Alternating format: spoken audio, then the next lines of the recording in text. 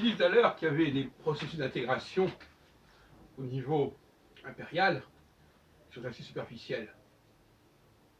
Je suis en règle avec mes papiers, j'ai la nationalité française, je parle la langue française, j'ai un boulot où je dois faire marcher des appareils, pas de problème. Sauf que c'est pas suffisant. Ou du moins, ça ne résout pas la question de l'intégration à un niveau plus profond. Nous avons eu des expériences comme ça dans le café Philo McDo,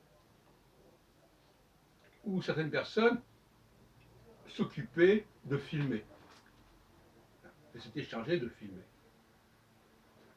Et quand elles ne se contentaient pas de ce statut, ça devenait problématique. Alors, c'est triste à dire, mais souvent, les gens abusaient de leur situation. Parce qu'ils filmaient, eh bien, à un moment donné, ils se donnaient la parole eux-mêmes. Ils redirigeaient la caméra vers eux-mêmes. Parce qu'ils filmaient, ils se permettaient de faire des observations, au lieu de rester à leur place. Parce que le drame de cette intégration impériale, c'est qu'elle n'épuise pas la complexité et la diversité de la société. L'émigré, il reste un émigré. Ou plus exactement, il appartient à une communauté, une minorité au sein de cet ensemble impérial qui est extrêmement éclectique, sinon hétérogène. Alors effectivement, il y a des éléments communs, c'est ce que j'appelle la culture impériale. Il y a des connaissances de base. Par exemple, les gens qui habitent Paris, ils connaissent le fonctionnement du métro. Bon. Et alors, ça fait partie de la culture impériale. Une culture commune à tout le monde, mais qui ne permet pas, pour autant, d'entrer dans une communauté particulière. La culture impériale permet, disons, d'avoir un bagage commun, un dénominateur commun, mais croire que ça épuise la diversité des appartenances ou que ça y met fin est un leurre, est une gageure, est une chimère.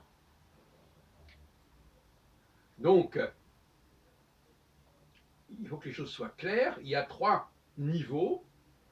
Il y a trois niveaux d'appartenance, d'intégration, de culture, d'identité.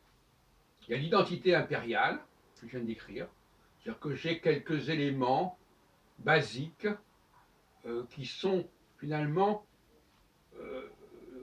utilitaires, je dirais. Hein. Et puis, j'ai des éléments d'appartenance à un groupe donné, à une société donnée. Et ça, c'est le milieu auquel j'appartiens. Alors, donc, la culture impériale ne détermine pas le milieu auquel on appartient, puisque tous les milieux relèvent de cette culture impériale, ou du moins participent de cette culture impériale. Et puis le troisième niveau, c'est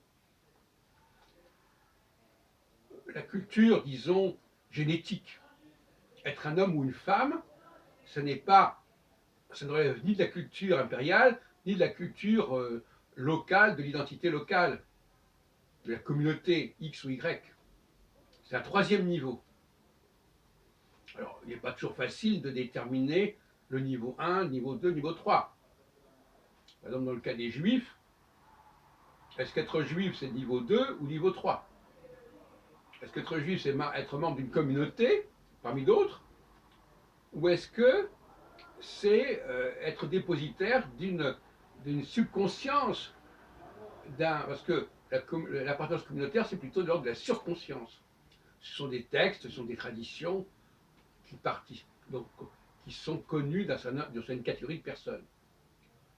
Beaucoup plus limitée que dans la culture impériale d'ailleurs, mais beaucoup plus profonde quelque part.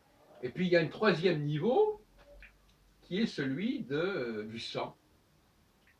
La culture qui est due à notre subconscience, si vous voulez, quelque chose qui est génétique.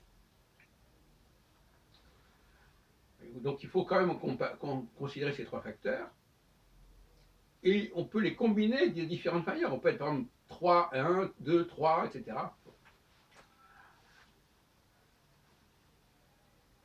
Chaque personne, alors il y a des gens par exemple qui appartiennent à une certaine culture du sang, à une certaine culture du milieu, mais qui n'ont pas la culture impériale. Parce qu'ils ne sont pas forcément en règle avec la loi, ils ne connaissent pas forcément bien la langue, qui est la langue collective, si on peut dire, et ils ne savent pas forcément se servir des outils, technologies existantes. Et inversement, il y a des gens qui sont très à l'aise dans tout ça, mais qui sont sociologiquement et socialement limités. À tel point que même on peut se demander s'ils appartiennent à un groupe quelconque. Alors, puisque finalement ils sont porte-à-faux avec tous les groupes. Ils viennent de là, mais ils ne sont plus vraiment là. Ils veulent aller là, mais ils ne sont pas vraiment là. Donc ils sont limités à la culture impériale. Donc, ils se débrouillent à peu près dans la langue. Ils savent se servir d'appareils, ce qui leur permet d'ailleurs de gagner leur vie. Et juridiquement, bon, ben, ils peuvent être tout à fait en règle. Il y a la nationalité du sol, voilà, on est en France, donc on est français. L'autre jour, quelqu'un disait, je suis né en France, je suis français, donc j'ai pas de problème d'intégration. Ben, il se met un doigt dans l'œil, là, c'est pas aussi simple que ça. Pour nous résumer, pour terminer, je dirais que un problème d'intégration sociale. Pourquoi les gens dont je parlais tout à l'heure n'arrivaient pas à participer à nos réunions, même s'ils filmaient nos réunions? C'est parce qu'ils n'entendaient pas pleinement ce qu'on disait, ils ne comprenaient pas complètement ce qu'on disait. Ils pouvaient émettre des choses, à la limite, mais ils ne captaient pas ce qu'ils disaient. Ils ne suivaient pas la discussion. Donc ils s'éliminaient d'eux-mêmes, ils s'excluaient d'eux-mêmes.